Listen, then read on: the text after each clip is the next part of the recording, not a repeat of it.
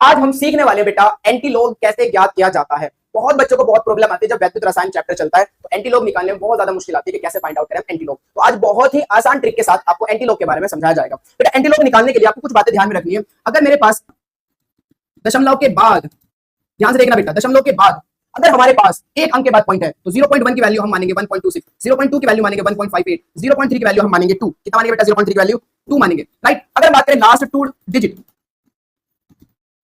तो last 2 digit 0 से 2 में हम मानेंगे 1.05, 1.05 कितना मानेंगे बेटा? 1.05। 3 से 5 के बीच में वैल्यू मानेंगे बेटा, 3 से 5 के बीच में, ध्यान देखना कितना? 1.10। 6 से 7 के बीच में मानेंगे 1.15 और 8 से 9 के बीच में मानेंगे 1.20। ये जो दो डिजिट है इसमें जो डिफरेंस है वो 0.5 का है। क्लियर है? तो अब एग्जांपल लेते हैं बेटा। पहले एग्जांपल फर्स्ट, हमसे कोई कह रहा है एंटीलॉग, या हमें निकालना पड़ जाए एंटीलॉग 15.2 का। मुझे अगर इसका एंटीलॉग निकालना पड़ जाए तो मैं कैसे फाइंड आउट करूंगा एंटीलॉग? तो याद रखना जो दशमलव से इधर नंबर है, लेफ्ट पर नंबर है, जो पूरा नंबर जिसे हम 15 बोल रहे हैं, वो तो जाएगा 10 की पावर में, वो वैल्यू तो जाएगी 10 की पावर में। और ये जो दशमलव वाली बात है इसको हम तोड़ लेंगे। तो ध्यान से देखो बेटा, आंसर में एंटीलॉग 15.2 बराबर, ये जो 15 है इसको तो भेज दो 10 की पावर में, तो 10 की पावर हो गया 15।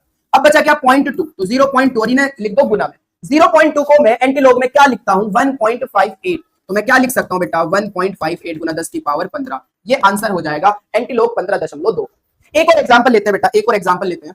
एग्जांपल 2, मुझसे अगर कोई कह रहा है एंटीलॉग 3.23 का एंटीलॉग बताओ बेटा।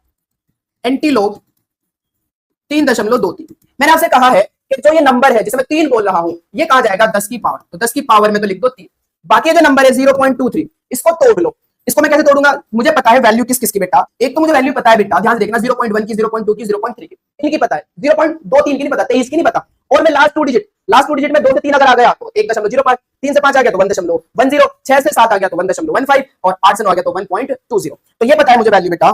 तो ब्रेक कर लूंगा 0.2 और 0.2 में अगर मैं प्लस करूंगा 0.03, तो इन दोनों को जोड़ दो, यही आ जाएगा।